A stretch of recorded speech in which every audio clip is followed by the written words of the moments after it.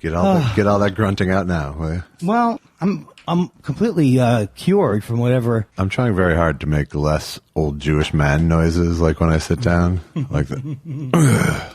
I don't want to do that. It sells. Oh no, I guess it doesn't sell. Oh, lucky. Oh, lucky. I wrote a song about lucky. Oh, lucky. Though we may never be sexually intimate. Come on, you're the one who started that. You started Why? it. No, you started it. By getting a dog? Lucky. Though we never may, my eyes adored you, lucky. Though I never laid a hand on you, my eyes adored you, lucky. I feel scared if an actual human female ever shows you true affection. What? But that's not loving me. If that's not loving you, lucky, then all I've got to say, man and beast should be together. They don't make little green apples. I got to give it up. You had the first line of the chorus ready, and that's all you needed. God did. Okay, I'm sorry, right, but that was maybe the best moment of my life because I actually got a rush from that. You ever get that rush? Like I know you don't ever have these things that was it my unbridled appreciation laughter that had no like anger behind it or frustration. It was finally, it's better. There's different laughs. There's my Andy's laughing because he hasn't come up with a new thing to say in 20 minutes. Right. Oh, it's cold outside. Then there was laughter that was so spontaneous. That was spontaneous laughter. Yeah, it was nice. But do you ever hyperventilate? Is I guess what I meant to say. I have hyperventilate. I get very high, and I think it's a spiritual experience. Yeah. But God forbid. Right. Maybe loosen the belt around your neck. Oh, let me tell you something. You read all of these anti-asphyxiation sexual things. All the pamphlets. All the pamphlets. They say don't. Right. They say don't. They say, look, if you're going to do that, you could die. Yeah, right. You could, or you could have the best 5 minutes you've ever had. Or both. Or both. In Omaha City. I'd like to think it was both for everyone who died that way. Well, I don't want to make fun of it. I'm not making fun of it. I don't know. I think that is just under the threshold of things deaths you can still make fun of. You think you can make fun of him? Yeah, I think so. Turns out,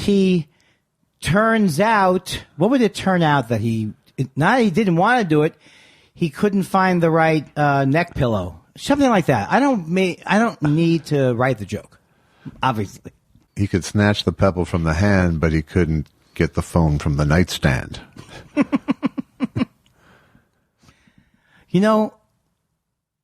I got nothing, but I started thinking about My Pillow for some reason. I was on David Carradine, and you were. Oh, I didn't know that. That's how he went. Yeah, I was thinking about the guy from. Thus the snatch the pebble. Oh, see, I couldn't get that joke. Right. I was thinking of the In Excess guy. Right. Well, those are your two most famous autoerotic asphyxiation deaths. I don't mean to giggle after I say it because I do feel bad. I feel bad just in general for me to have to even hear about these stories. Yeah. I like why we're not edgy morning that was popular in the 90s, which was like edgy. Right. Women shouldn't vote. We call them shock jocks. Yeah. Women shouldn't vote, and that guy deserved to die from The lines are open. Better than his last single. The lines are open. Why do you think? Well, that was also Tom Leykis was like that too. Right. Janet Jackson was completely at fault. Justin Timberlake was a victim. All the lines are open. I can't believe that got popular. Well, it really didn't. Just in a local AM radio way. It was a bubble. You could say it was popular if you think Rush Limbaugh truly will be remembered as a phenomenon. I don't think he will be, except as he was a phenomenon. In the 90s, he was a phenomenon. In the late 80s and 90s, he was a genuine... That's right. The feminazis. He was huge. And I remember driving gig to gig, and it was the only thing you could get in on AM. Didn't you hate you couldn't listen? Like you'd be in West. Yeah, of course I'd listen because it was. Can't listen to him. Too many commercials. Well, it was. Yeah, I wasn't enjoying it, but I was. Yeah, and then I didn't want to be alone with myself. Certainly, it's the idea got very popular for a while. If you say, I think people wanted to blur the lines between Sam Kinison moved to the food and people just being unpleasant. Right. Well, even Sam Kinison went over the line to unpleasant. Right, but at least you could say he was in the right profession to start. Exactly.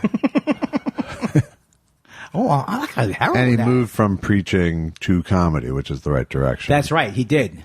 I didn't like, you told me you loved the albums and the later guitar, the later songs he wrote with the the heavy Jessica metal Hahn groups. years, I like to think of them. What do you call the oh, Jessica Hahn years. I was so attracted. Here's the thing. I was so attracted. I use these following pictures. I don't know how to say this the right way. But I use them. Let's just say I was able to get through. I can't think of one stupid example. Wow. Let's just say You don't have one I was able euphemism at your fingertips. I got a little at your fingertips. at my fingertip. Let me just say that the Hanukkah gelt I was getting, it wasn't gelt. I was coming on my own. It was two Madonna's Playboy spread. Yeah. It was the sexiest thing I've ever seen. I don't even remember anything about it. I remember hairy armpits. I don't even care. No, Yeah. I'm just. That's Harry part Armpits. of the icon. That was your porn name. Remember? Yes, it was. And then the pictures of Jessica Hahn, which I think were maybe in Penthouse or Hustler. I don't remember. Yeah. How many was that good for? 4 years.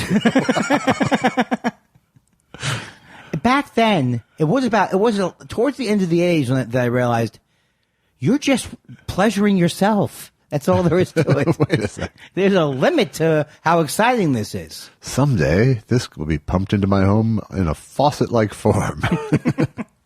But then, of course, that was before I came out of the closet. And the closet I'm talking about is the closet I kept my Letterman jackets. and hung myself while I masturbated in. Oh, I'm the bad guy? Look, this guy thinks almost killing himself by choking himself is pleasurable. Then he dies. I'm wrong somehow. They should put asphyxiation before erotic. That's right. in the description. Another example of something that the kids get into it. Auto, they like autos. Right. They like erotic. Yeah, but if they called it auto asphyxiation eroticism, I think Yes. we'd have fewer victims. Well, first of all, because you had me at autoerotic. Autoerotic, Yeah. and American kids would not know the word asphyxiation.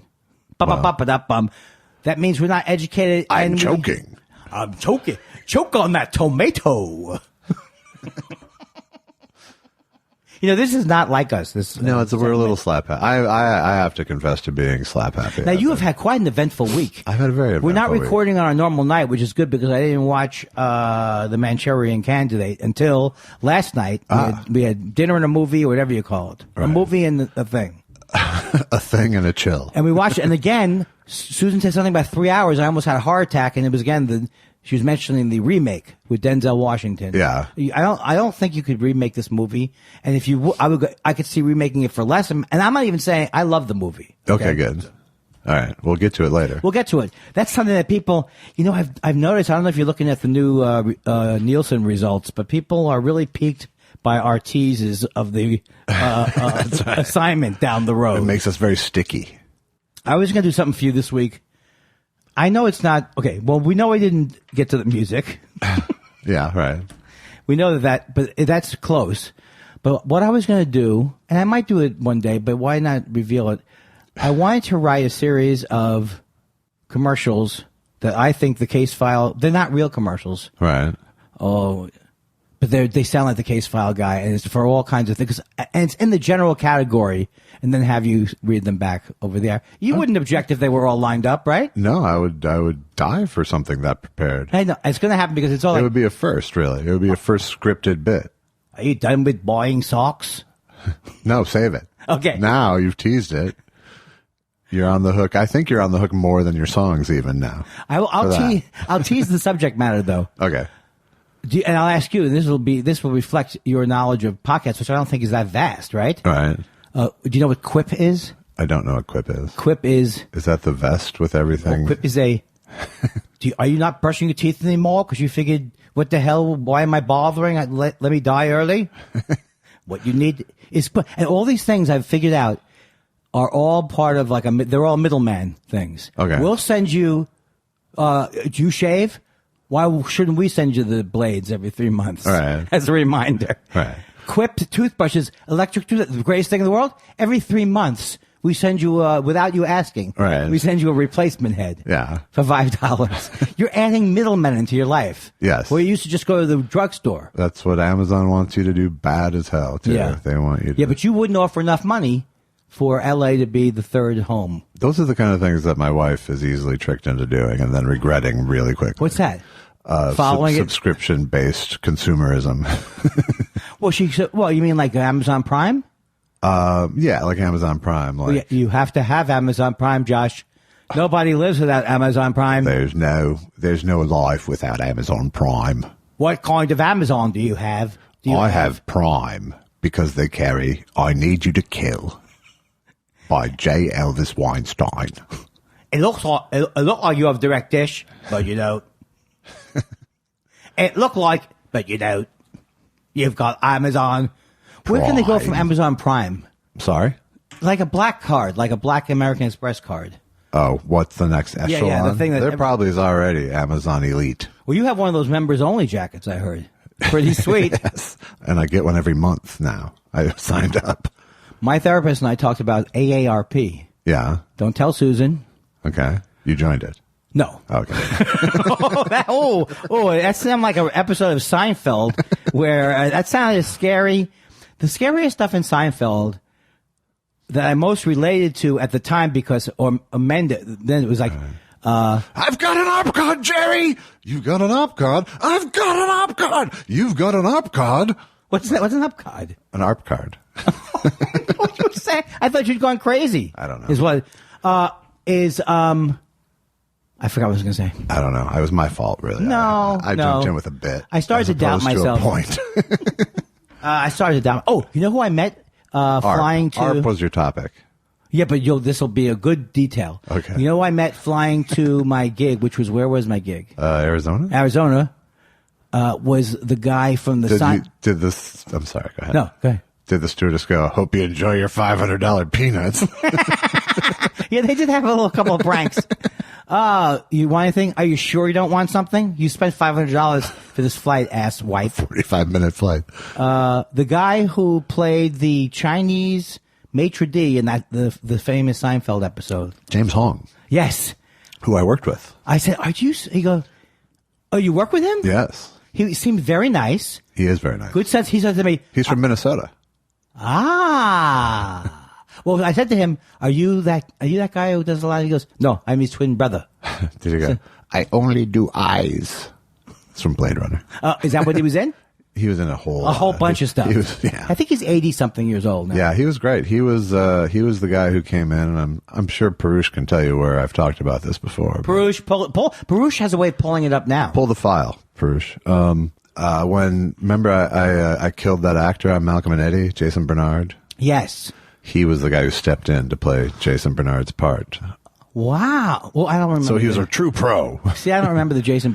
Should I remember the Jason Bernard story? Jason Bernard, African-American actor. You may know him from Herman's Head or from The Judge from Liar Liar or the sax player from All of Me with Steve Martin and Lily Tomlin. Blind sax What are the odds of the three? Well, actually, the odds are very high or low or even that I wouldn't know three of the things Just you said. The fluidity that I spit out as credits, I was pretty impressed by. I think it's the Adderall.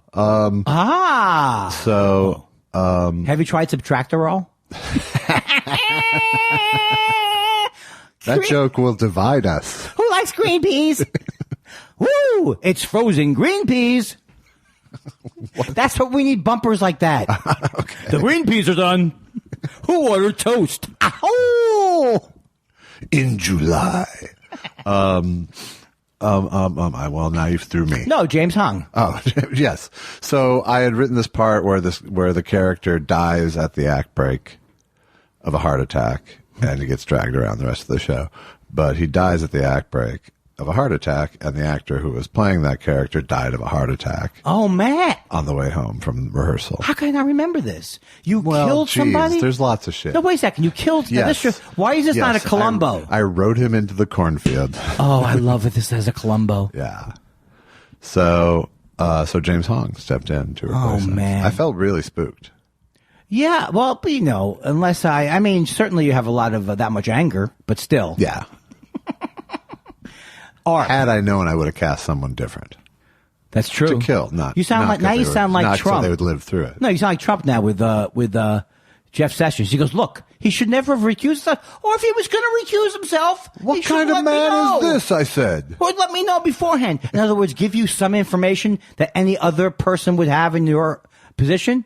I'm sorry, I got a little hot into the collar there. Yeah. So AARP. So my therapist. I think she's around the same age I am, but now I think as I am, I think she might be a little bit older. So I think that she may have dealt with the AARP. Yeah. I said that I stole them before they get to the box, so Susan never sees them. They're not just Susan; they're both of them. They're on us and they know that you don't want to open their envelopes. And why are you protecting Susan from? No, but neither one of us want to know that we're aging. Really? No, we don't. Do you think I could order over the Denny's 55 and over menu? No. My Jew says yes. My Jew says yes. My heart says no. Right. Have you ever actually had that conflict? Yes, at the Denny's when I was 58. Really? Yeah. I think, maybe, I'd like to say I haven't been in a Denny's since I was 55, but that would be a lie, I think. Right. What are you actually afraid of them going, not carding you? No, but we were talking about, I was saying that we don't want to join. Are you a member? I know you're not supposed to be a member. I'm not even 50. Use you. I can't even use. So I know these are like the subjects you make fun of in your act: aging, retirement, right, old Jews. I have my ear to the wall of all my old friends. Do you have anybody who's around my age that you could relate to? I have all my friends are. Yeah, so they don't want to be in AARP. It sounds like. I understand. My wife is in that zone as well. Yeah, so that's why I don't want to see the things that come to the house, and they hide them.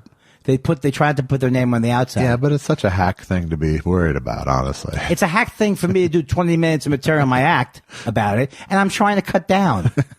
What am I? What is this for regular people? But now they're retired. Did you do that? Bob Dylan did an interview with them, which was a very good interview, and they even called him back. They thought he may have made a mistake. Yeah, that he didn't know it was AARP that wanted to interview him.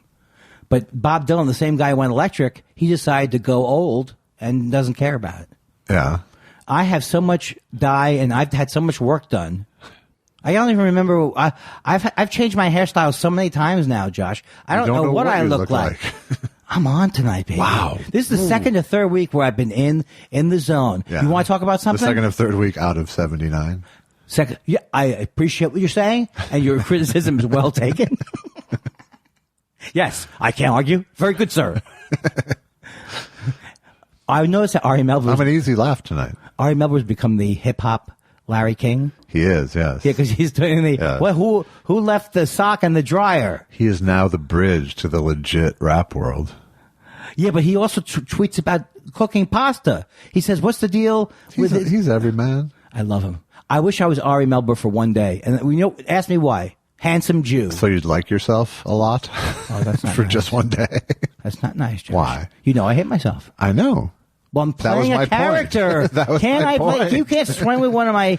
Is my acting that good? You know, my big problem with Ari Melber is he'll try the deadpan joke frequently. Yeah. And it won't work, and then he'll comment on that. He'll set himself up for the, well, that was a joke, and it wasn't supposed to. I think he always thinks it's going to get a reaction. I know, he does, and that's he says, that's where his game is off. Yeah, because here's what it sounds like to the normal human being. Commit or don't, is my point. So the normal human being sounds like, as the great Lee Groundhouse Mansion said, if you got one in the kitchen, maybe I should put one back that I took off the shelf. It's like, no, a lot of them are not recognizable, but hip-hop people would know them. Right. But even when I'm talking, not even the hip hop references, I'm talking about he'll just do a joke, yes, a straight ironic read of a remark, yeah, and it'll get nothing, and he'll say, "Well, that got nothing." That's true. I think everyone's stolen my that's my bit to say when things don't work well. Yes, maybe you should go on Dial It Back or whatever the fuck it's called. I think it's Fallback Friday. There you go, Fallback Dial Friday. It back. See, you say dial it, because no, I just meant you should dial it back. Oh, Josh, I feel so easily. I had a horrible gig this week. In Arizona? No, when I came back on Sunday night. Yeah. Rebecca Corey, she did this benefit of the Improv for stand up for pit bulls. Yeah. And I just bombed. And I was very angry at the crowd, too. You don't do well with lesbians and convicts. Why do you think? That Rebecca, if you're listening, and why am I assuming anybody would listen? What are the odds of that happening? I hope. Don't say anything about Adam Sandler because you know he listens. So was it in the big room or it was in the big room, okay. which I don't like that much anyway, or I've never done well there. All right. Well, so, one follows the other. One follows the other. Yes. How can you like what you hate? How can they keep him down on the hate when you know Gay Paris? See, I was this funny that night. Yeah. So I go up there, and I happen to know that I was nervous because I forgot to say what I thought would be a great joke, which is my CPAP joke. Yeah. I ordered a CPAC instead of a CPAP, and my breathing became racist. Well, Kelly Cuoco from The Big Bang Theory was the host. Yeah. And she was sitting right in the front table, and she was reacting like any normal person would have reacted during this set. They started a lot of like growing, like jokes like this. A lot of comedy critics compare me to Joan Rivers, not because of my act, but because they predict I too will die during a routine procedure. And like, oh, yeah. I did the classic. Trump is going to round us up in Trump concentration camps. Yeah. I will get the Jews to pay for the camps. Okay, this is the most embarrassing thing. Not only did they think it was insulting, they had no idea what it referred to. Like they couldn't relate that to Mexicans building the walls. Right. Right? Well, these are people who are literally trying to help dogs. Well, help pit bulls. So they're trying to take the edge off the edgy dog. they're trying to I was going to say, where do you up the PR for pit bulls? So that's kind of where these people are at. I can't argue. I can't argue with that. You know, I should have maybe been more considerate about that. Oh, but here's what I wanted to remember to tell you this: the biggest fear of the night came true, which was I said I was the first comic to understand the differences between men and women. Right? Okay. Now you would predict. You've already know what's wrong. Go ahead. I'm sorry. Okay, but you could tell me now. I'm just collecting data. You can turn over the cards. I made my collecting data. Okay, so I go, men and women are different. Men, a woman, they go to the bathroom in Paris, and men are often verbally abusive. And if you don't be careful, they could be physically abusive. And the first time it happens, you're like, am I dating Marlon Brando in a movie? But no, it's not a movie. You better get help. Now, why did it die even more than it normally does? Why did it die? It died, well, for a couple of reasons. Okay. So first, you're starting on the foundation of people knowing what 80s hack comedy is. You got it right at the beginning. That's it. That's all it is. They have no idea what the reference means. You're building it on sand. Literally not a dry eye or a comprending eye in the house. Right. They couldn't have known. And so now I'm just literally saying horrible things. Women go to the bathroom in Paris, and men are often verbally abusive.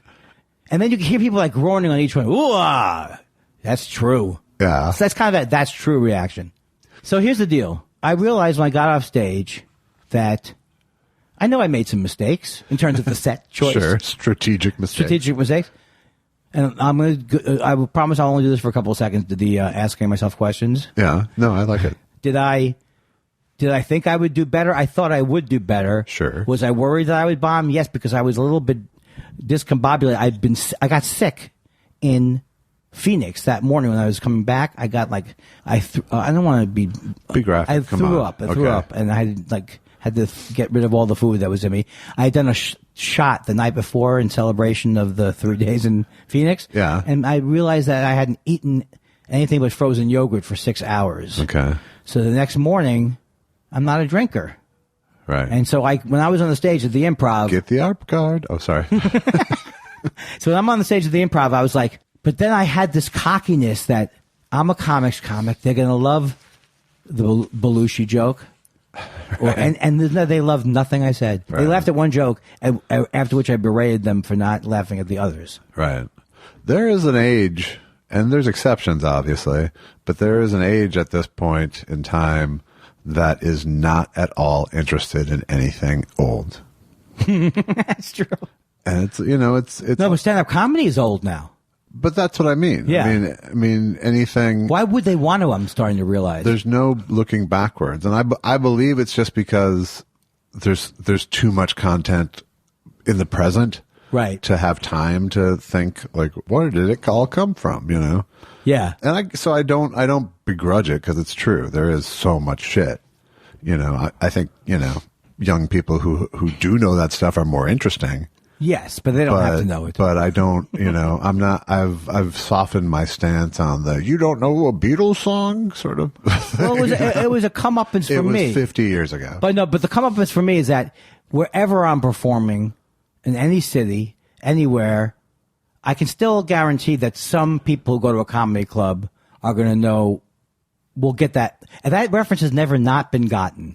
Right. This was like, we couldn't possibly know what you're talking Phoenix, about. Or this was the benefit back in L.A. Right.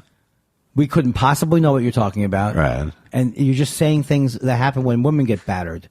Dog fundraiser people are not funny people.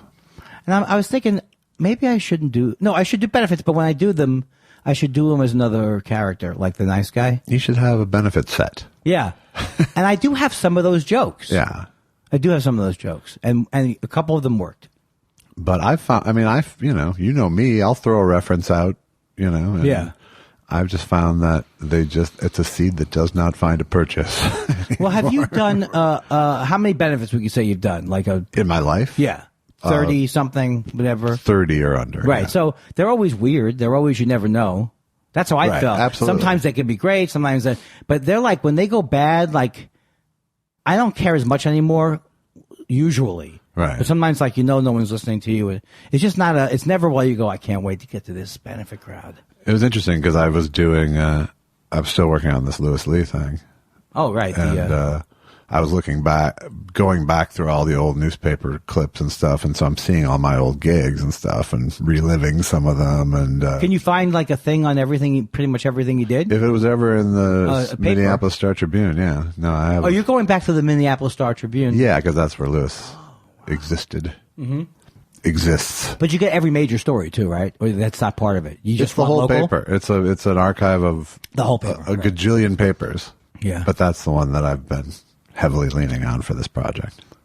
But I've seen like so many gigs. Scott Scott was in there. Scott Novotny and Scott. Wow. And then back to Scott Novotny. Man. So what's it like to look back at those? It's been it's fun, you know. It's in the context of Lewis's story, you know. It's all pretty positive, so I don't get to. It doesn't feel like my story, right? But I I've planted some of those in the thing. You've made it into a history of yourself. No. But you've thought about it as. Yes, Andy. Yes. Why do you have to be a prick? I don't know. Because that's the character I signed up for. I thought you were going to be the good cop. I've been in sort of my favorite mood, which is like wearing a project. I've been really right. So even though it's a project for 3 people to watch, it's still like it's a lot of pent up energy that I think I've had since I wrapped the last doc, and so having this story to tell is fun. I think that life is supposed to be this way because let's say there is a God, and if there is a God, as Rich Scheidner says when you do coke with people 6 hours later, I don't know if there is a God, but if there is a God, I think it could be me. I think if you realized at any age where you realize it is really all about absorbing yourself in what you want to do. Yeah. And that the other stuff is neither controllable or you think it's controllable. You can control it to a certain point. And also that if I die, I go up to heaven, I go, I never got everybody loves Andy. What if I had gotten everybody loves Andy? Well, you're still going to be, I know, either underground with the worms, but it's like, it is so elusive what you think it is that you want. Right. Especially since had you gotten everybody loves Andy, it'd be over for 10 years already. That's what I'm saying. Even successful. And that's not what I was really saying, but whatever you add on to it, exactly. Your point exactly. Right. From your gods to his You'd have ears. a much nicer house you wouldn't invite me to. And I absolutely know. Oh, by the way, Susan said you can come over to the house. Oh, okay. To do a podcast. Da-da-da. Now, should we talk about, or did you have any more to say about looking at the old days? No, I was more engrossed in the actual project I'm working on. So I don't know what got me on that jag. I had a point, and then it got derailed. You were on jag, weren't you? You went interrogative on me, and I lost my thread. I went all interrogative on your ass. Okay, here's what I'm looking. Am I acting as bad as I would have in an early podcast? No. But it's starting to get a little bit fey. That's the wrong word. No, it's all good. No, but I had something to ask you about. Oh, yeah. So how's everybody in the family and the Malibu thing? Oh, right. So my mother-in-law showed up here at 4:30 in the morning, Friday morning, having been evacuated from Calabasas. Unbelievable. I mean, it is believable. And my nephew, thankfully, who was staying with her, which made it a lot better for my... Oh, I see. Yeah. For the whole... It would have been a much rougher night for me had my 87-year-old mother-in-law needed to evacuate, and there wasn't a guy there. And how old was he? How old is the... He's like 30. Oh, okay. Yeah. In the prime of his life, enjoying himself. Allison's nephew. Oh, cool. Yeah. So, yeah, they were here for 4 nights. Well, can I just say before you start that it's the problem with the mismanagement of the public lands out here. That's what she was saying the whole time. And Trump says... Goddamn forestry. And Trump says you're not getting any more money if you don't figure it out. That's right. Because extorting firefighters is the way to go. So I smelled it today. Today was the first time I did smell it. I haven't smelled it till today. No, because the winds have been blowing it out into the ocean. Well, I was in Phoenix, too. When I was in Phoenix, I was laughing at you guys. Like, what a bunch of idiots with their infrastructure or whatever Trump was saying. All right. So Trump is saying you're not cleaning out enough brush out of your hoo-hoo. Yes. So are their houses are safe then, too? We aren't properly manscaping the land, or whatever you call that.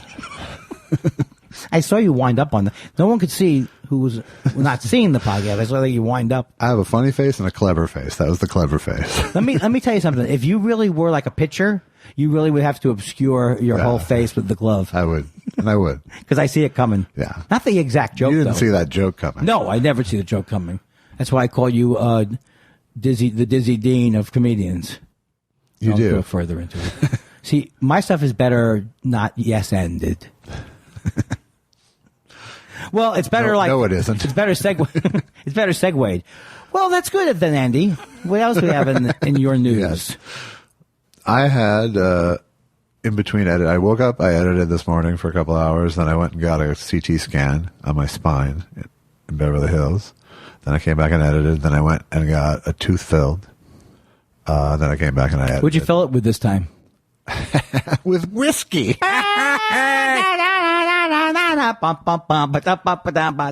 But it was very easy. It was a no Novocaine. We used to look. If I've already told you that as a young kid, I got cavities drilled without Novocaine, and it was the most painful. It was like being in the marathon man. Yeah. Except he's not saying is it safe. He's saying it's not going to hurt. Right. It's not going to hurt. You're fine. You're fine. So you did not. Why would you get? Because it wasn't even drilling. I don't he even was sandblasting. Oh, okay. So you were talking about cosmetic fix to one of your front teeth, probably, right? No, it was a pit cavity in a bicuspid or molar. Well, that's going to hurt. That molar's hurt. It hurt for a couple seconds. Right. There was a couple of winces, but it was less pain than three Novocaine shots. I wish I had nitrous just to hear you recall the story. And it was 20 minutes in and out. That's what happened on my wedding night. You're becoming a fucking email interview. Yeah, but I'm saying something. Not bad, though. 20 minutes in and out. No, I got it. It was great. Your instant innuendo function was really on track. Instant innuendo function, check. First thought theater. Up to snuff. Single entendres. Wanna fuck, if you know what I mean? Good. Roger that. Is the obvious section on? Captain Obvious? I couldn't see that coming. All right. Time to go to the movies. Oh, yeah.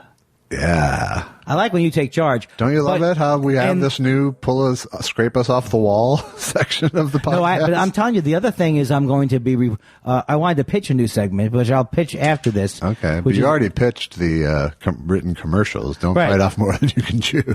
Well, I thought my pitch was going to be the reporting of a podcast thing that I listened to see whether I liked it and to recommend it. It would be very short. You do that anyway. I know, it's just ridiculous. Let's not make it a segment.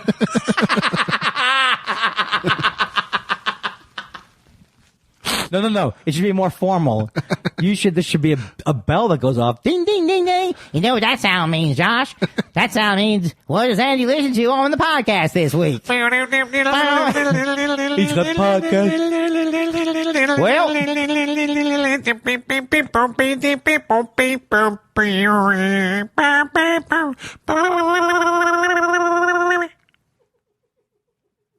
We're back. I'll tell you what not to listen to. Those things, they have a thing now where like they do like a fake crime that they solve.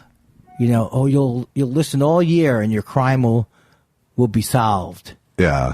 But it's a fictional crime and you get to be the Snoop. Do you want to be a Snoop? It's like a fucking 10-year-old's choose your own adventure book.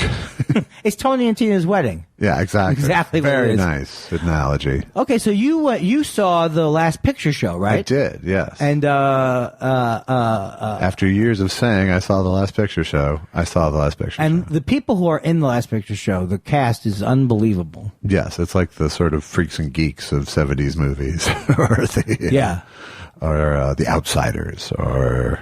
Yeah, and especially with the guy who. Well, let me hear what you say because I'd rather hear you and then go all over it. Well, it's a totally unique movie. I mean, it's really it's not fun. It's not a fun watch.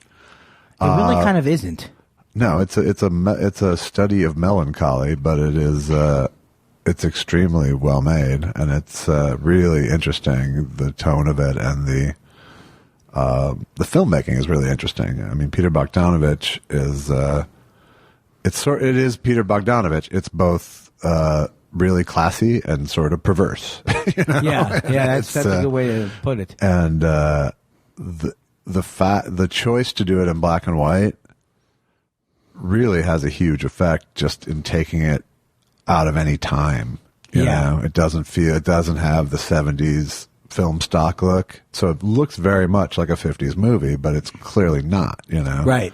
And it's shot in very traditional John Ford Western style, essentially. So it's wall to wall great performances, and you know, like I forgive Cloris Leachman for fucking up your episode of The Pet Shop. I know, because that is the most. First of all, that was the most. When I remember it as a kid, that was the most affecting performance I think I had seen like to date. Yeah. And when she gets angry, can we say that or don't say that? What do you mean? When she gets very angry at the, you know. Yeah. It's like your heart wants to cry. It's just, you see you can't kind of like, I guess it tapped into my OCD, like, oh my God, if I ever hurt someone like that. Right. You know?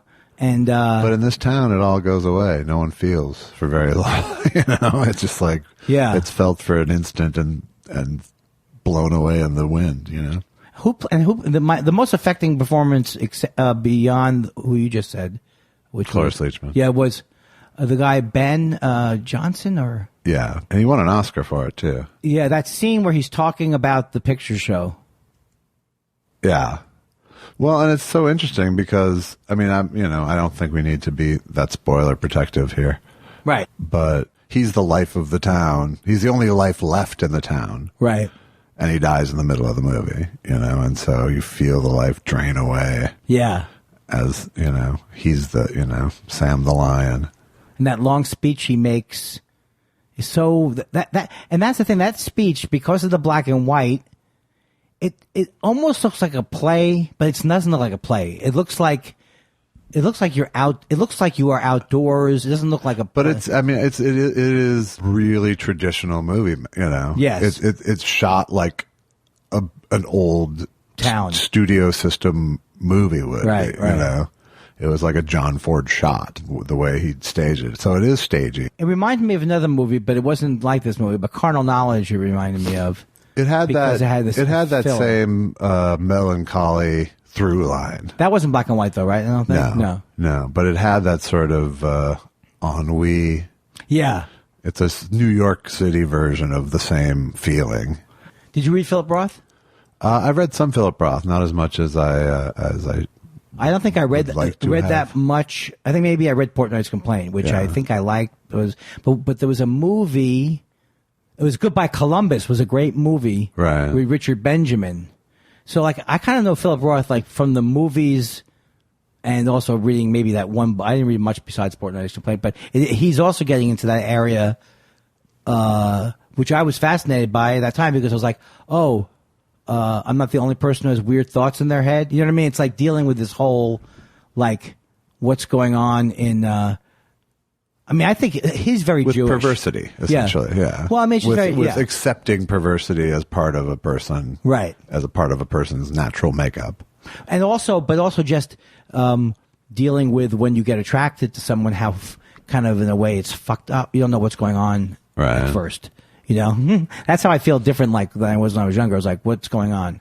Yeah. Well, so when the movie starts, I mean, it takes place over a year basically, and I was like, at first I was like, speaking of stage performances, it's like all the sort of teenage characters are acting way too stage teenager. Yeah, you know? yeah. Lots of swatting and there's a lot of. It's like do teenage business. It's like Our Town or something. It was sort of like that, but then I realized it's because you need to notice how much they have to grow up in a year.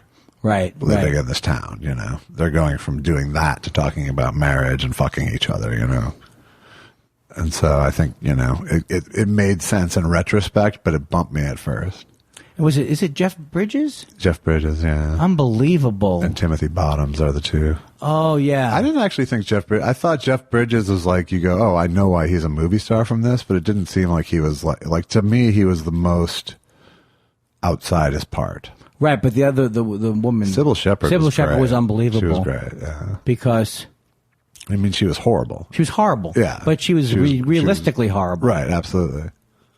So it was, it was different than I expected it to be. Well, I always knew it was a downer, and I think that's why I never really dove in, because I'd seen scenes from it.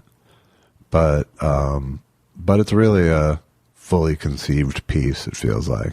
It's interesting because the movies. Although way too many uses of Hank Williams. Oh, really? Yeah. And I've been singing, I got a feeling called the blues, oh Lord, since my baby said goodbye. Lord, I don't know what I'll do. All I do is sit and cry, oh Lord, and last one day. She let me. Now he uses that song. He uses it like 3 times in the movie. Yeah. And he does all source music, which was unusual. The source music thing was what I was woken up to in those movies. I like. For those of you who don't know, source music means the music is always coming from a source on screen, be it the car radio or a jukebox. Yeah, or it's always playing in the world, not under it. It makes it, when you experience it, it makes it feel more real than when, like in the movie that I saw, you were conscious of there being a score, but it happened to be a great score. Yeah. In that movie too. In Manchurian Candidate. But the other thing I was going to say was, what other movie did what I was going to say was, when I was a kid, all these movies that I saw were movies I had heard about that I were told were classics, and I really wanted to love them. So it's so hard for me to separate. Like when I saw Midnight Cowboy. Yeah.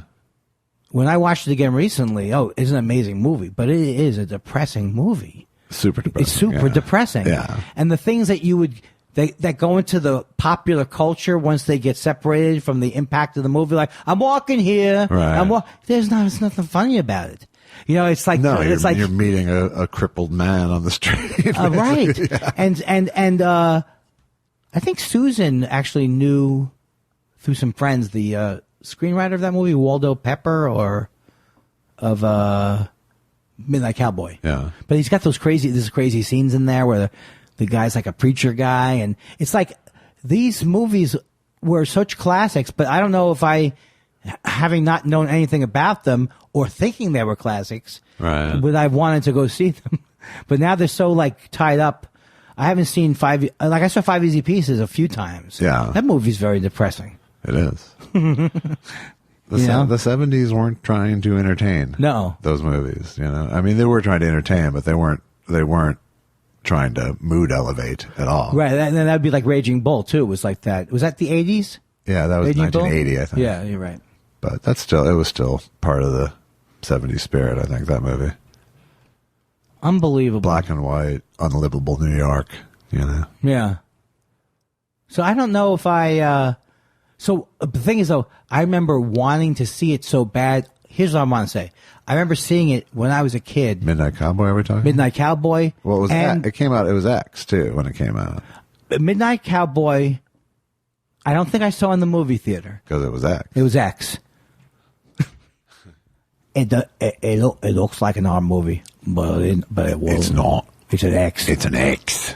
Well, that movie I did not see in the movie theater, but last picture show I saw, I think I was too young in a way to be as bummed out as amazed by it, you know? Yeah. So that's the thing too, is like, I think once you see, if you see Midnight Cowboy now, you're going to be disturbed by it. But the music is the music is so great. Yeah. And the feeling it evokes is so great. You still want those feelings, you know, like when they're going to Miami and you think we've covered that movie now, I guess. Now we got a double shot. Yeah. So, man, I want to see the Last Picture Show again. That's all I'm telling you. Yeah, you should. All right. Although it's a slog, I think, in some ways too, you know. That's why I made you see it. Yeah, thanks for that. How long is it? It's a couple hours, and it was a director's cut that was available, so I don't know what he put back in. When he talks about that movie, it's not important. Boy, here I love that Bogdanovich was on Marin or whatever, and he was talking, and he's like, you really kind of, he's so persuasive that you really do believe that he was like the greatest actor too. He could have been, yeah, you know what I mean? That's the way he kind of sells himself. I could have been an actor. He doesn't say it, right? But it's all over it. Well, he's lived Is that what he talked to you about too?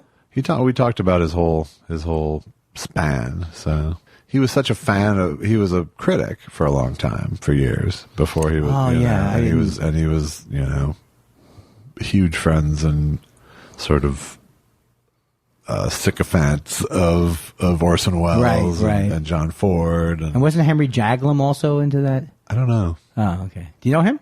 I do. Yeah, but I'm not. So. I'm not. Yeah. All right, you ready for me or no? Am I? Okay, so the Manchurian Candidate. Well, first of all, I spent the first 10 minutes of the movie. I made Susan stop it because, like an idiot, I kept saying, the events happened in 52. So for some reason I thought the movie was made in 52. And then I started to go, this has to be the 60s. Right. This has to be the 60s. They wouldn't be talking about the communists that way. It was 52. But because I couldn't stop thinking about that, we finally had to stop it and look it up. And we were... it was 52 because it was right after Korea. It was right after Korea. This movie was an incredible movie, but it didn't stay with it. I was thinking so many things during it that were just probably, I guess my image of like that I would watch a movie like this and it would be hokey, but it wasn't hokey really. No, it was, it was pretty, they played it pretty real. stylish at the time, I thought, Yeah. I mean, the flashback stuff gets a little, can border on feeling almost like television, like of the day. It almost has a Rod Serling. It does have that Rod Serling kind of like, it does have that feel to it. But which I actually thought was interesting because it was more less stylized or more stylized. In other words, I don't know. It wasn't showy, right? Anytime you're doing flashbacks, it's a device, but it wasn't showy about the way it was shot or the storytelling. I mean, this is all pretty impressionistic to me too because I haven't seen it in years, but. Well, everybody is okay. The guy who plays Raymond Shaw. They keep saying Raymond Shaw. Yeah. Raymond Shaw. He's the guy who was Lawrence Harvey. Now I'm looking at him the whole movie. I was like, I know that guy. So I don't know why I was in this I know that guy mode. Yeah. Because that's not what you read in reviews. I knew the one guy. And he asked the wrong questions as he watches. Well, I was wondering, did I know the guy? I did, but then I couldn't place him. Right. He was pretty amazing, this Lawrence Harvey. Yeah. And the thing is kind of it's not a confusing movie because it makes sense, but there's a lot of things to keep in mind because Sinatra, I thought, we don't care. I can say anything I want, right? Sure. Yeah. Sinatra. If you haven't watched it in the first 55 years of its existence, then. You know what? Turn it off now and go watch it, and then come back to Thought Spiral. Exactly. I thought I kind of didn't get. Susan had to explain to me that some of the things that I couldn't keep together. But this idea that they were brainwashed, and that they were brainwashed into thinking that they were they really sitting in a room? They were like sitting in a room, and this guy was giving them instructions. Right. And so there was a thing where they were looking around. They didn't know where they were. They had no idea where they were. They were totally in this fiction that they had been brainwashed to believe. And within that format, I thought Sinatra was still brainwashed, but he wasn't. He was brainwashed, but he had come to his senses. Is what happened. That's the thing.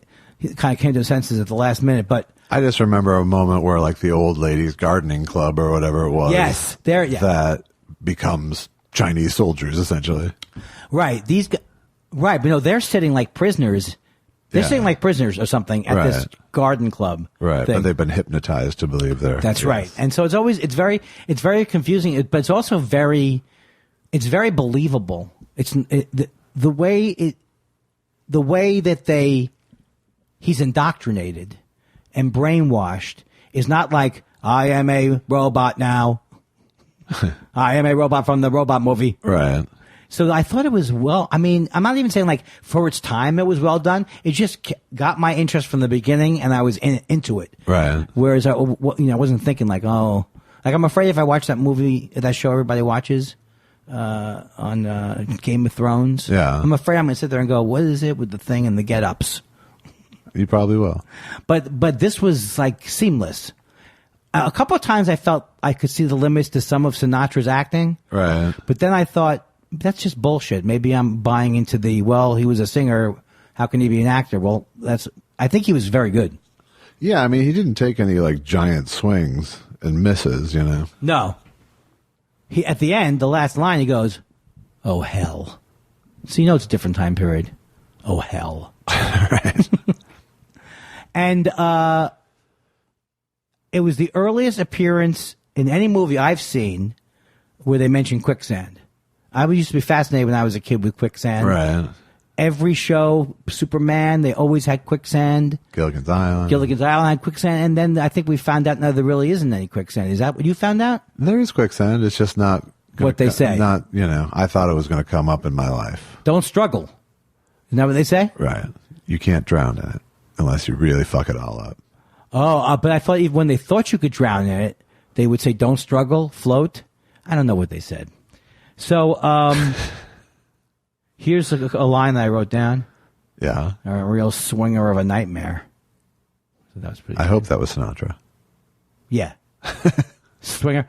And then I'm always fascinated because I've seen the movie about the theremin and the documentary about the theremin. I'm always fascinated when I hear a theremin so front forward. Right. Like more cowbells. Right. Because what says hypnosis more than a theremin?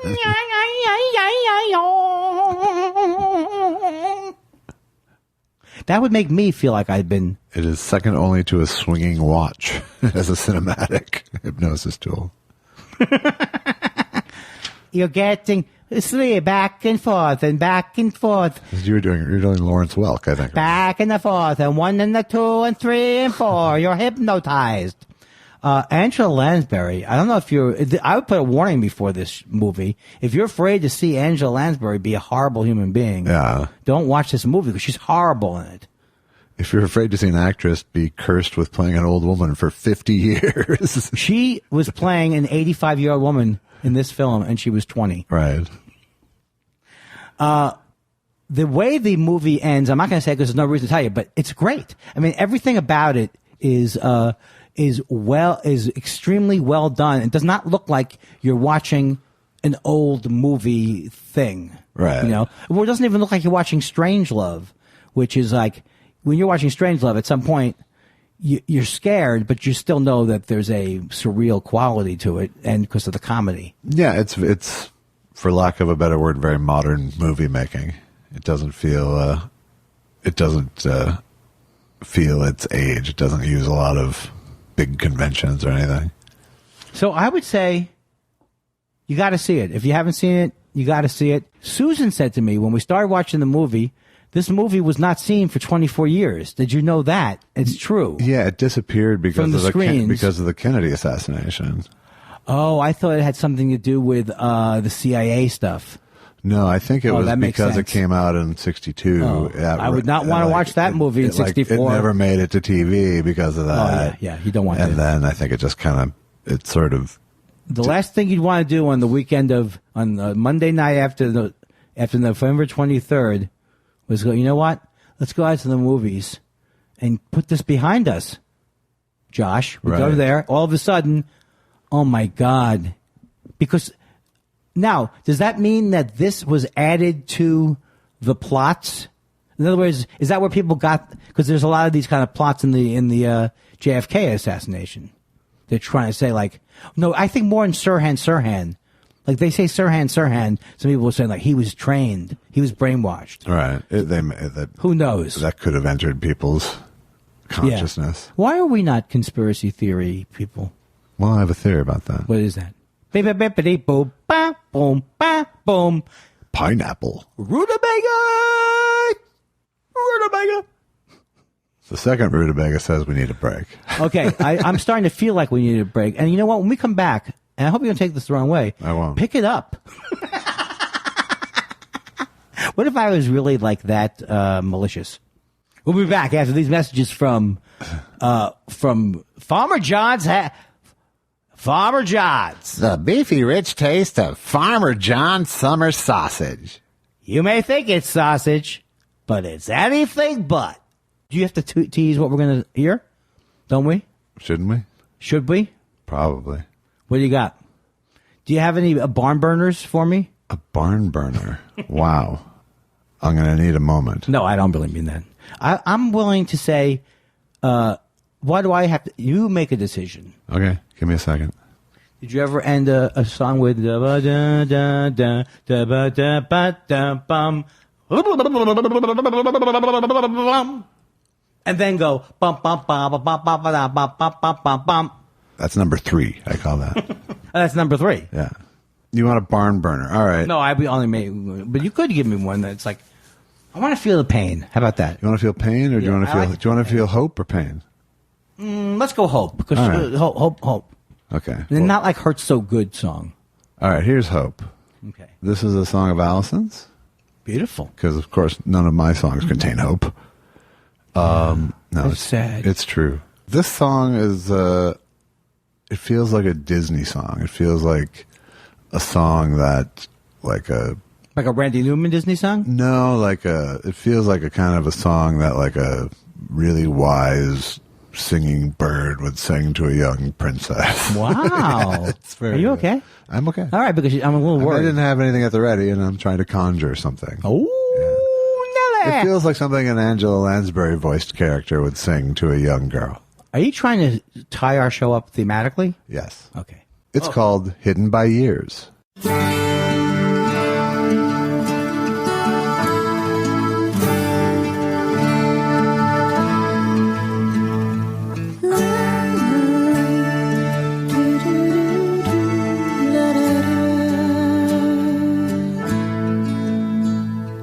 Dreams, sweet dreams, don't look for tomorrow's troubles tonight.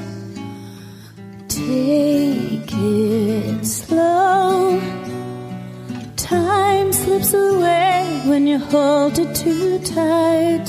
Ooh, louder than thunder, a voice in my heart tells me there's nothing to fear. All of the answers here in the dark will appear.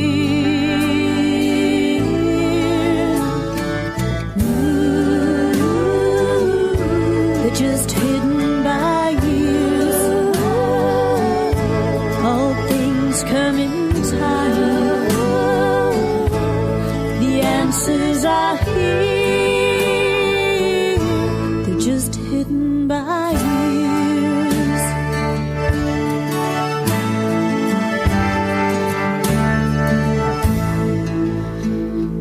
Life goes on. We'll put the pieces together again. I'll be here to follow this road wherever it ends. All of the shadows run from the light, gone like yesterday's tears. One by one, the treasures appear.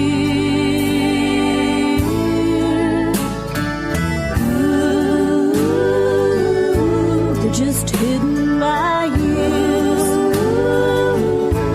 All things come in time. The answers are here. They're just hidden by years.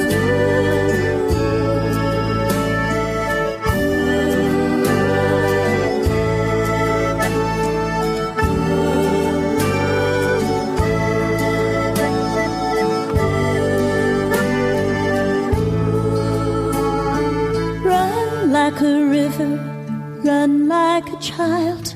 Tomorrow's a long way from here. One by one, your dreams will appear.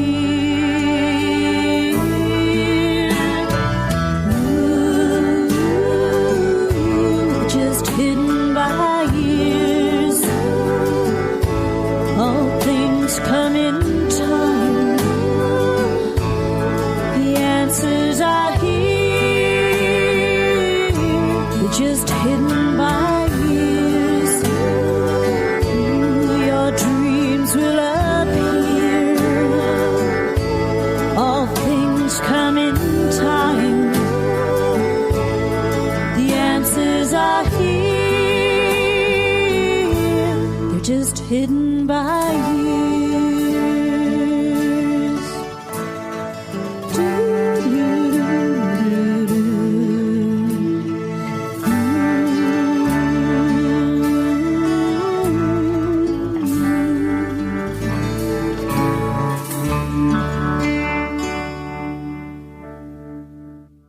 Pretty song, isn't it? That was my favorite. That's my favorite.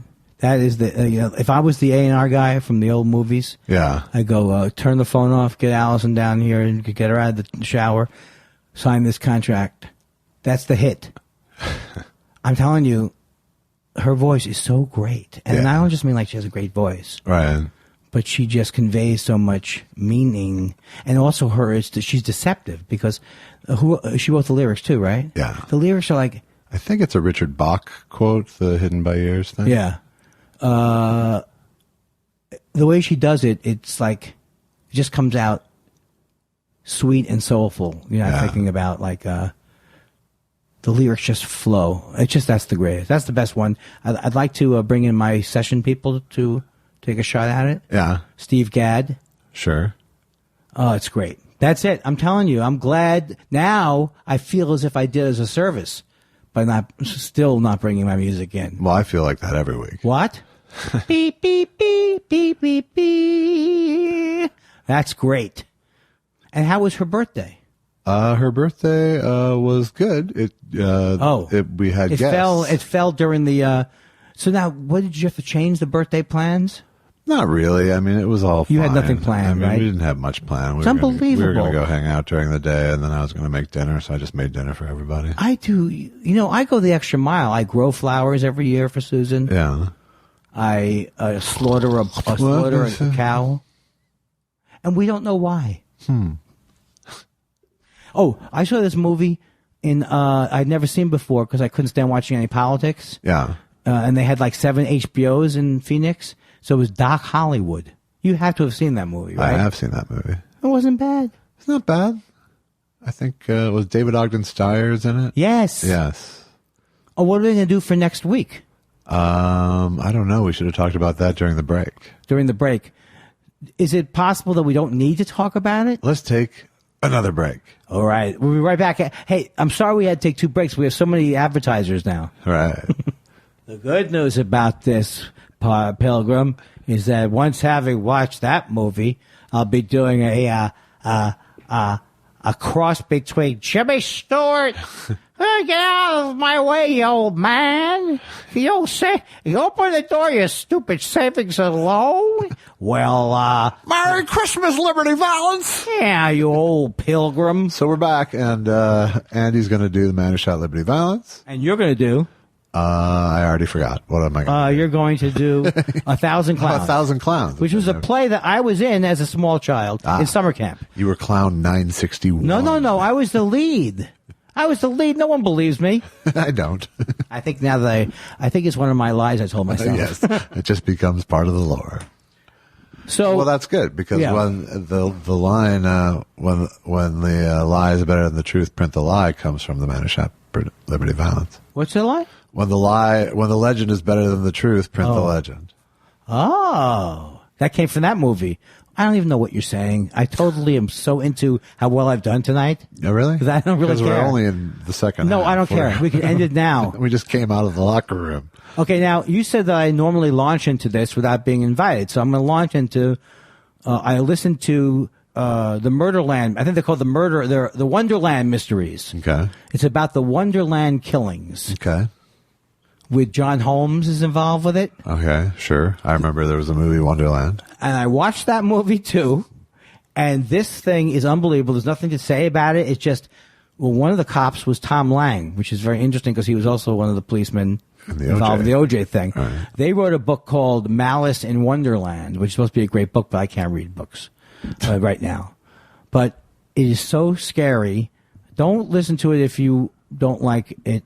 If you can tell it's not going the way you like. But I just want to say one thing I learned, and I think everybody can take this lesson. You don't even have to see this Wonderland Mysteries or listen to it. Don't ever get into that. Nobody tells Andy Kindler what to do. Nobody puts it over on Andy Kindler. Yeah. Yeah. That's not a good attitude. Right. Or even worse, they mess with the wrong guy. If you say to yourself, they mess with the wrong guy. Seek help. That guy is dead in this scenario. Is there a mess with the wrong guy hotline someone could call? I'm telling you. They find themselves saying that? Is that hubris? What is it where you go, he felt he got ripped off in the drug deal and I'm going to tell Eddie Nash and Eddie Nash doesn't tell me what to do. It's a narcissism based trigger. Never. If you find yourself doing that, know that will not end well. Fantastic tip, Andy. Boom. Or as Albert Brooks said, fantastic tip. What's that from? Broadcast News. Aha. Okay. He also says, I'm pretty sure I was right in telling you. Broadcast News, right? I'm fairly certain. I'm fairly certain I was right to tell you. I can sing while I read. I am singing and reading both. Alrighty. Jim Meehan starts us off with, I like to think the Rolling Stones have the best song beginnings while Elvis Costello has the best choruses. What do you think? Parenthetically, I'm hoping you will have no time to think about it. We'll concur with my opinion. I think you're taking two people that are both very great at getting those things. But they're both great at it because you can't get any better introduction than history repeats the same conceits. The glib replies the same defeats. Keeping your fingers on important issues with crocodile tears and a pocket full of tissues. I'm just an oily slick in a wind-up world with a nervous tick. I've got a feeling I will get a lot of grief once that seemed so appealing. Now I am beyond. All right, I'm sorry. It was my fault. Yeah, that was obnoxious. You can't blame me. Yes, I can. You were as much at fault there as anyone. I know, but I'm still calling you obnoxious. So what about the Rolling Stones? That's the thing at issue. Are they the best at they're the best at introing or the best at song beginnings? I don't think anybody's better than them. Yeah. Ba bam bam. Oh yeah, no, that's not it. No. How about this? And she's by. No, that's not them. What's the opening to Sweetie Judy Blue Eyes? No. First of all, who asked this question? Jim Meehan. You got us, all right? Are you trying to annoy us? No, it's good. It's a fine assessment. I can't beat the song beginnings of. Well, you know who has I think maybe the best song beginnings is the Supremes. Oh, that's true. I think you're right. Supremes always don't give us examples, but they always had. No. Okay, but you're right. You're right. But they always had some weird little hook. Were they the wall of sound? They were not the wall of sound, were they? Reach across and slap you. Just let me finish a sentence. Okay. That was the one. No, I think you should pick one that is more. You really believe it. Seth Dick III says, when they make a film version of this podcast, what actor would play me in the movie as I type this in my weekly missives? 2 ways to go: Ethan Hawke / Ben Stiller type, or stuntcast Alex Rodriguez, Tim Tebow, or Johnny Bench. Also open to fresh ideas. I think you had the whole pitch meeting there. That guy's he's got too many good ideas. Quite a little world you've built for yourself there, Seth Dick III. Mr. Weinstein. Yes, Mr. I don't like your new attitude. Well, I'm a little sick of you, too. You know why? Because now, Mr. Weinstein, come in here. During the show, you complained that I was not allowing you to finish a sentence. Yes. But why would you say that? Because Please be clear. Don't interrupt me. It's because I right outside Rochester. I'm sorry. I didn't realize I was being that rude. It was mounting on me. It was mounting. Yeah. And the only time that ever happened before that I liked it was on my wedding night. Fuck you. Shiftless Element says, on the subject of underperforming tweets, my old school comic version taps mic, hello, is this thing on? Modern equivalent, logs on.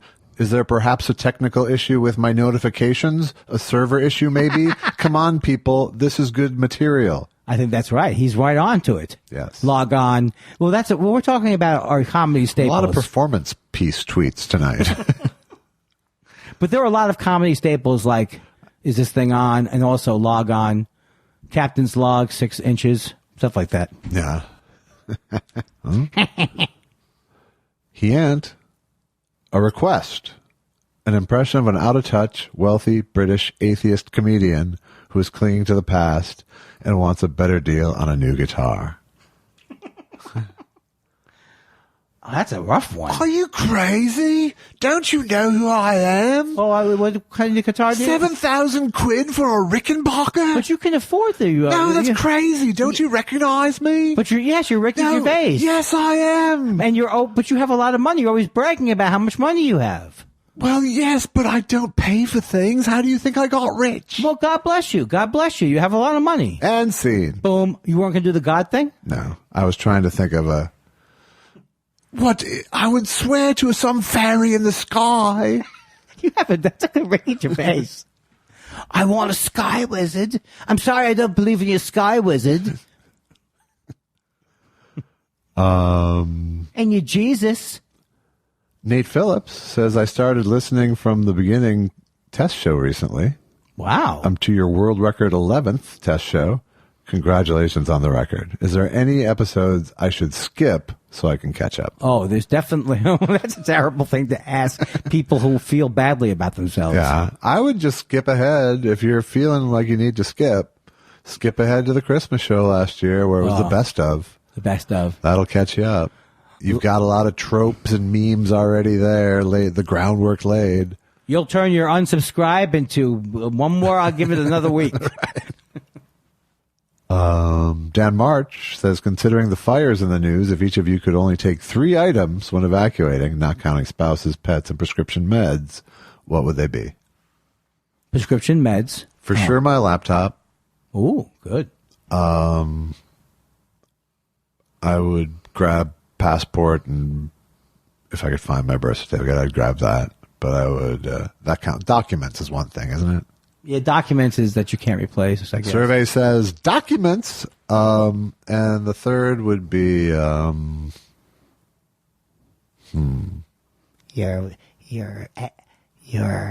copy of my daytime Emmy. No, I would love it. I would love it. You know what would be better than that? If you were found dead reaching for your daytime Emmy. That was the move that caused you to die. He couldn't live without it. But what about his 4 parrots? Gone. Like canaries in a coal mine. Every time I hear people ask that, I still think it's like, what could I think laptop for a writer has to be one of the main things. My data would be my first. Yeah, because how can you get going again? Yeah. I might grab a hard drive as well. And when he says hard drive, he means his penis. Yes, and then I might also grab someone else's hard drive. Well, in my case, it would be a soft drive. I didn't tell you. I just got back from the doctor. Suck my hard drive, Andy. Josh, you've taken it to a different thing. I am. Okay. I accept it. This is why we're never going to have a feud, because you'll always say, I'm done. Whereas I think Dean just refused. Like, if you were Dean and I was Jerry, right. You wouldn't tell me to my face. No, exactly. Did he tell him? You just started to hate him. I think the passive aggressive. I think he started to hate him more and more, right? Yeah. Well, what? How could Dean? How could he take it? Everything was just Jerry. I mean, I couldn't have taken it. The women loved Jerry. Everyone loved Jerry. The critics loved Jerry. How could he have handled it? I understand how Dean felt. That is unbelievable. That's how Jerry wanted Dean to feel. Yes. I feel terrible for Dean. Yes. Nobody liked him. The women hated him. They all wanted me. No, you disgusting troll of a man. They wanted him because he was better looking than you, but also was more comfortable with himself as a human being. Yes. Who wants to sleep with Azizazong? Lady, I have a erection. It's ready. Oh, Dean. Hey, Chewbacca says, did either of you know comedian Dennis Wolfberg? I did. Got any stories about him? He gave me some good laughs in the early 90s. I probably know him better than you do, right? You know him for sure better than I met him. Oh, because you don't even recognize his name? No, I met him once. I worked with him at the Comedy Gallery in Minneapolis. Oh, well, then I think we both know him equally well.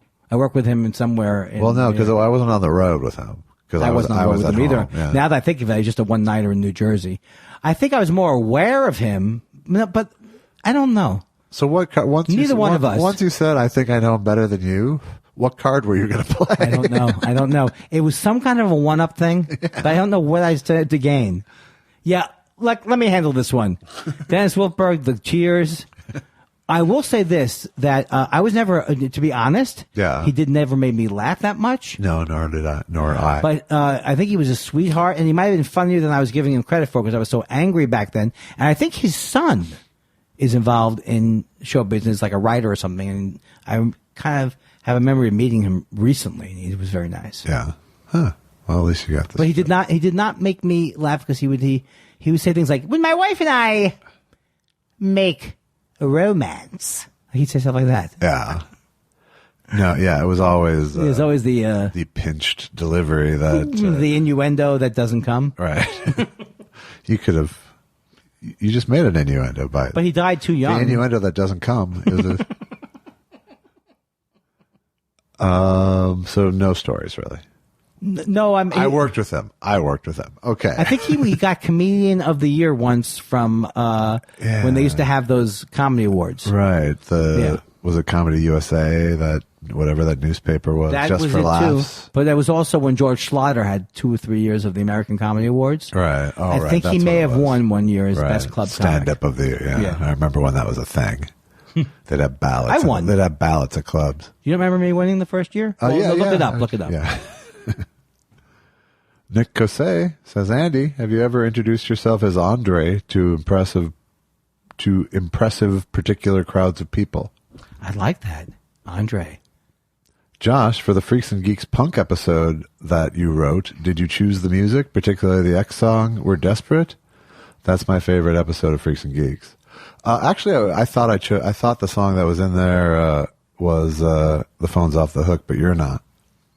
Oh. But what is that song? I did, at least in the way it was originally put together, I did choose the music, and there was I think it was like Rise Above by Black Flag, and because part of it was that it was scenes where he was putting on a record, so I had to find a record where the first track was one, because I wanted to be true, because people busted us for inaccuracies, and they should, because if you're going to play those cards, you should play them right. Yeah, you should have the right references. But so I was being very careful that it was the first track on a thing. Oh, cool. Now, so in other words, what happened was when it was a network show, they did pay the clearances to go around the first time, right? But it's prohibitively expensive. Well, some of it was like that. In that episode, they ended up with a Dean Martin song that originally was "Only Love Can Break Your Heart" by Neil Young, and he had actually approved the use. Really? Of it. I was told it was the first time he ever approved the use for a TV show. Oh, that is great. But then when it didn't air on NBC, I think it got less money to fill out the music rights. Oh my! But it was on NBC, right? No, Yeah. that episode never aired on NBC. How come? It only aired because they cut like they ABC Family or wherever they burned it off. They canceled the show Yeah. while there were episodes. Yeah, That's ridiculous. yeah, yes. I think can we blame Jeff Zucker too, or was the other But guy? I'm really proud of that episode.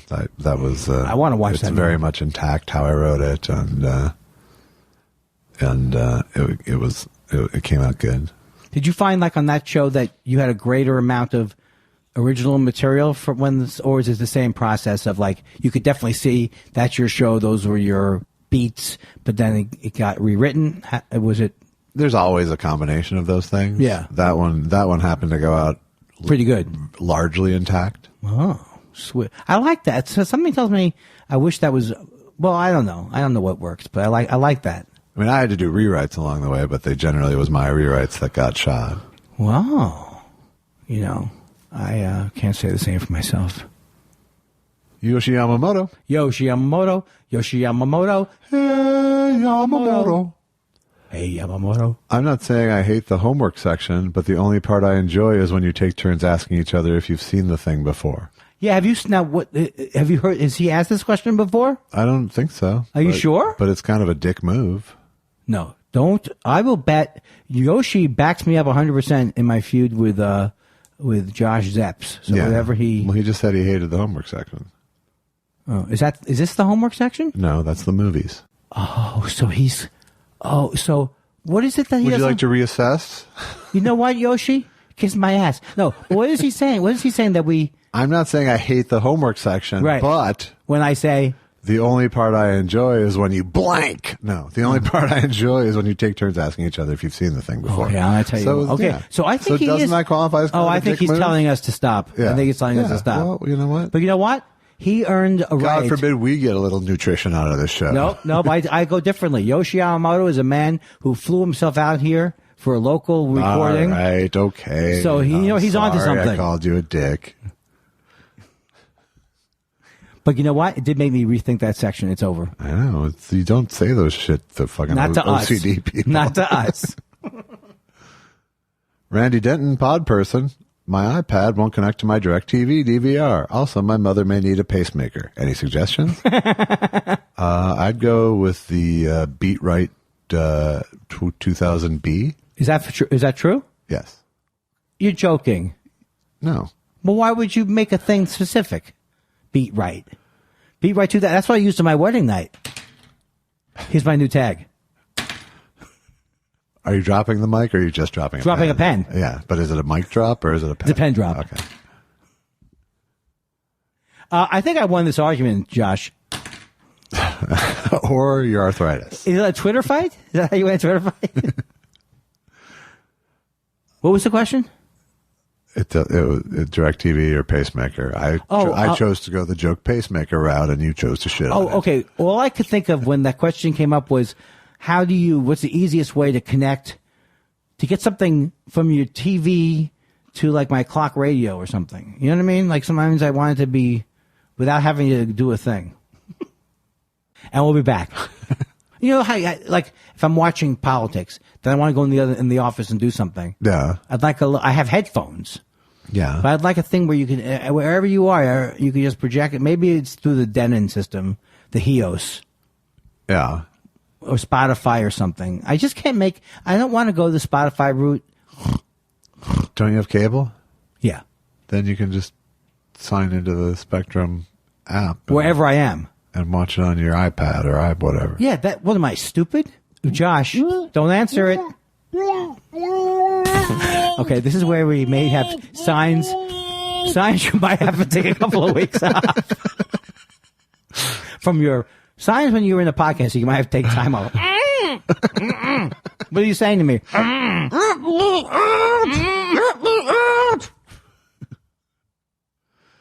Michelle Wisecarver. I love Michelle Wisecarver is a person, when she speaks through her heart. She would never broadside us like that Yoshi. No, I hope not. You know what? I don't trust any of these people. Yoshi Yamamoto, I predicted he would be the first one. I'm like Trump now. Yeah, I know Yamamoto. He's Japanese, right? You can't trust them to drive yourself home. You want to live with that? I couldn't think of one stereotype. Is it driving? Is that the thing? Hey, Yoshi Yamamoto, why don't you stop taking pictures of me during the podcast? Michelle Wisecarver says, I love listening to you two discuss movies. Thank you. See? Thank you, Yoshi. Love Yoshi. Love the new homework segments. No, she didn't say that. She does. You're lying. Here it is. I love listening to you just to discuss movies. Love the new homework segments. Wondering if you have seen Requiem for a Dream. Yes, I have. I won't watch it again. Horribly dark, brilliant, the kind of film one can only bear to watch once. Exactly. See, Michelle Wisecarver very much on the same page. And she cares about us. Now, is that the one with Ellen Clint Burstyn's performance is required viewing, but only once. Right. Is it Clint Eastwood? Is that who did that movie? No. Is it the woman who played the man in that movie? Is it what? What's the one where Go Girl Go Girl? The movie where Clint Eastwood had the woman who was in the other movie who played a man in the other movie. Hilary Swank. Played a man. $1 I don't even know what Million Dollar Baby. Yeah, that's is not what you're thinking of. Darren Aronofsky did Requiem for a Dream. I don't think I saw it. Oh, you're talking about it was with Todd Barry. With Todd Barry and Mickey Rourke? No, wasn't that the wrestler? Yeah, I didn't see Requiem for a Dream then.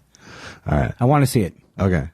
Have you seen it? I have. Why did they have to have a dream requiem? Why can't they just have a... I didn't love it, but it was, but it's... Anyway, thank you, Michelle, for enjoying the times that we put in, unlike Yoshi Yamamoto, who's all of a sudden turned into Rickles. Wampus Reynolds says, first want to say Josh's discussion of ADHD and deadlines really hit home. Does marijuana affect your ADHD at all? Both of you, when and where was the hardest you killed? Oh, well, marijuana doesn't make me not want to complete any tasks. Yeah. It doesn't necessarily stop me all the time, right. But it can go that way. Yeah, it can go that way for me, but marijuana actually tends to help me stay in the chair longer. Oh, really? Yeah, that's kind of... Are you in a chair? What kind of chair are you in? I'm so wry. I can't remember when a specific thing where this is the one I killed has stayed in my memory. Yeah, I don't either. I've had a couple good shows when I was being taped, like at Showtime for the Danger Zone, was like a breakthrough show or something. But if I look back at it, maybe it would be terrible. Yeah, I don't keep memories of kill. Not really. I remember I'm thinking joke to joke usually when I'm on stage, and then obviously we've never killed. Okay, I guess that's my point. It would be the easiest way to say it. But I just don't. I don't log them that way. I mean, there's a certain part of you that's like, that's what's supposed to happen. Yeah, it's also a certain when if you're really doing well, which I've done well for a certain period of time. Yeah, you almost feel guilty about it in a way. No, I don't. Okay. No, I really feel like that's how it's supposed to go. I don't trust it. I feel like I'm kind of like trick them. Yeah, and they're going to find out very soon I can't sustain it. Yeah, no, I think at worst I'm like, well, they're overwilling. Yes, yeah. Well, the Ice House is an example of a club I've never really enjoyed, but you can kill there. Yeah, I killed there. I think when I did it, and I never liked it that much. Some people do. Yeah, it doesn't. It's, people with jokes like it. Yeah, there's a certain hollowness to that experience when there's no connection with the audience causing it. Well, they're interested in comics who kill, which they've seen for years and years in Pasadena. So the rhythm, it's almost like the rhythm bars somebody else slowing it down, and you know what I mean? Right. It's hard. It's like, I have to kill. Well, I never did kill there, so I didn't do what everybody else does. I kill. It's an easy room, but it's not a fun, Yeah. And that being said, it's kind of fun because it's an old room and it's been around forever. Yeah, I hadn't done it. I mean, when I did it with Segura earlier this year, it was like I hadn't done it in 20 plus years. Unless you live in Pasadena, there's no reason that would ever be your home club. No, because I'm not in Pasadena. It's almost a road gig to do a 10-minute set. So. Yeah. The only thing that's more out of date is Flappers. Yeah. Flappers could be like in rural Wisconsin. Well, that's right. In Flappers, they booked me to do this thing. Flappers is in downtown Burbank, by the way. Downtown Burbank. They booked me, and it was like, it was like $100 or, this guarantee versus the door. And then they canceled it a couple of days ago or whatever because no one's buying tickets. I didn't say anybody would. You know what I mean? It's like, you're just creating a headache for me now. All right. They go, well, we have to cancel any show. We're not selling any tickets. I wouldn't imagine you would sell tickets. On what basis would Flappers sell tickets to me? All right. Are you going to Flappers? You going to see comedy this weekend? Where are you going, Flappers? What? You think I have just general anger, or is it? No, I understand how that's, like, it's not like you went to them and said, hey, give me a night. And I'm not even angry about it. All right. But I do notice that they do email a lot and they want to know why I haven't returned their call. So that's, I think, it's not ironically they canceled the gig. No, they're like, he's not into this. Yeah, in other words, they would want me to be tweeting a lot. That's what it is. Yeah. That's it. Okay, that's where I draw the line. I'm not tweeting about a Flappers gig, except for the day of the gig, maybe. Who's going to show up besides Joe Madison? Who's going to show up that I know in Burbank? I don't know. How will they show up if they don't know? True, but do you want to use your... I don't want to use my... That's why I fill my Twitter thing with content, so I don't feel guilty about putting promo up. No, but I would never have started... You're right, and I'm wrong, but I don't think I would have started that far back on Flappers anyway. Yeah. I couldn't start back a month and fuck up gigs along the way. Please come to the Flappers. Who wants to pay $15 in Burbank and not have it be a movie? I don't know. I'm done. I'm done with this riff, and I'm very sorry. I apologize. You don't need to apologize. Fuck Flappers. Hey. Unless they book me. Hi, Flappers. I don't want to badmouth anybody, but I do a podcast with Andy Kindler, and last night... Hello? Yes. Hello? No. Yeah, I do a podcast. Yeah, I do a podcast with Andy... Hello? Hello? Hello? Yeah, Andy Kindler told me to use his... What? Tommy Barcanero. Tommy Barcanero. Yeah, he's the new theme song guy since Yoshi fucked us over. Since Yoshi couldn't be bothered. Yoshi all of a sudden became the criticized man. Tommy Barcanero says, I hope Thought Spiral continues forever with perfect harmony between Josh and Andy. Well, no, we're good now. I think we're good once he realized where he went wrong and why he needed to do this, that, and the other thing. But just curious if you two ever had a Draymond Green, Kevin Durant level argument. Would the podcast survive the tension? What level? There was a big blow up. Now that it would be 2 weeks ago once this airs, but Draymond Green and Kevin Durant had a big on-court spat. And like a fight? No, it was all verbal, but... and it continued? But it continued, and it was into the locker room, and on the bench, and into the locker room. Are they teammates? They are teammates, oh. and then the Warriors suspended Draymond Green for a game because they're trying to kiss up to Kevin Durant, who's going to be a free agent. Wow. Now I'm interested. At least that's the subtext I got from it. Let me tell you something. We've never had that feud. We never had anything that I'm always worried that I will get you that mad, but that's OCD. No, I've like I said, I always he's very honest. I always alert people early in my anger curve. Yes. But all that question has made me is interested in learning more about the Draymond Green Kevin Durant fight. Well, read up because it's there for the picking. Shut up, Josh. I'm done. I've had it. Forget it. You could take this podcast, shove it up your ass. Stupid. You're going to be a free agent anyway. Yeah. You know what? Why don't you do that? I know you're going to go to another podcast. Yeah, I'm going to another podcast. Yeah. So fuck you. I was here before you. I'll be here after you. Yeah, this podcast. I'll be here before you. I'll be here after you. Why? Because you don't have a lot on the schedule? Well, it's my house. Oh, I forgot. David Gogo says you guys seem to dig Elvis Costello and Graham Parker. What about Nick Lowe? Of course I love Nick Lowe. Of course, we love Nick Lowe. And I also love Rockpile. Nick Lowe's in my top 10 for sure. We love Rockpile. I'm not as into Rockpile, but that's what I said. But I love the hit, Dave Edmonds, all the offshoots. I love that gang of that vein of dudes. I love What's So Funny About Peace and Love and Understanding. Yes, great song. What's so funny about peace, love, and understanding? Someday there's going to be a lot of money and a guy from Spotify going through our There shows, is. nailing us. I know. That's when we break up. All you need is love. Go ahead, sue me. Yeah, I've seen Nick Lowe a couple times in concert, and I just saw him at Largo. I saw him at Largo once. I think we were there the same night. Oh, I think so. And I saw him at the El Rey Theater once. Yeah. Like him. I also kind of lumped Joe Jackson into that. I love it. Yeah. pile. Same kind of, and- not same kind of. But Yeah, same era, same Yeah. country. Emilio Fox says, I had a dream where Andy was sitting in a chair tied up with duct tape on his mouth, and Josh, like Michael Madsen in Reservoir Dogs, was dancing around Andy holding a straight razor while Stuck in the Middle with You was playing. Just wanted to let you know. That's a terrible thing to let me know because that is the scary. I'm trying to make some sense of it all. Right, but I can never. That is the one scene that got me to actually ask if there's going to be a torture scene in the movie because I can't watch it. Really? Yeah. Well, It scares the life you out of don't me. want to be in Emilio Fox's head, my friend. I'm It's telling a you, dark it's so place scary. to be. It bothers me. Now, it probably didn't bother you as much because you are technically watching. Who? You know, when you're watching a torture scene, you're not getting involved in that. That could be me being tortured. Right. Yeah, no, I can suspend my disbelief enough. Do you know who sang Stuck in the Middle with You? Jerry Rafferty. That's correct. I can't listen to it anymore. No, you hate because of that scene? Yeah. Really? You've seen the scene, right? Of course. Do they show things in there? Or maybe they don't, but you think you see it? I don't know. Get it out of your head. Get it out of your head. It's a nice scene.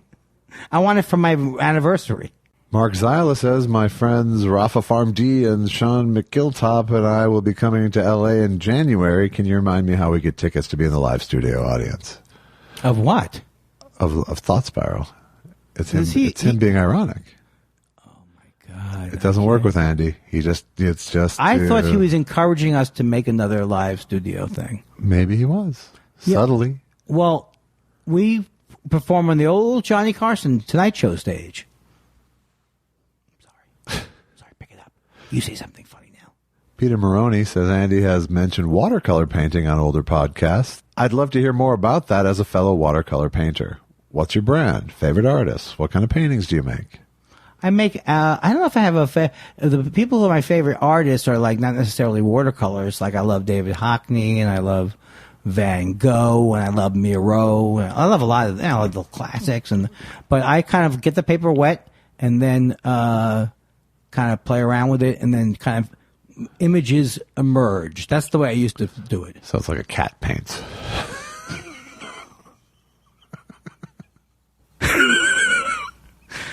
So yeah, I mean, yeah, but I do enjoy it. I don't know. I hit my meanness sweet spot there. That was perfect. Because it kind of had that Rickles thing where it doesn't even make sense. Kind of like how a cat paints. Greg Kelly wants to know, what's your favorite song in The Music Man? I love the 1-2 pocket. I like the pool songs. Great. Yeah. 1, 2, 3, 4, 5, 6 pockets on the table. Pockets that tell the difference between a gentleman and a chump with a capital C. That rhymes with me. That rhymes with boom, boom, boom, boom, boom, boom, boom, boom, boom. That's my favorite one. What's yours?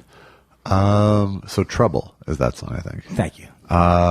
As opposed to Cat Stevens' Trouble. Trouble.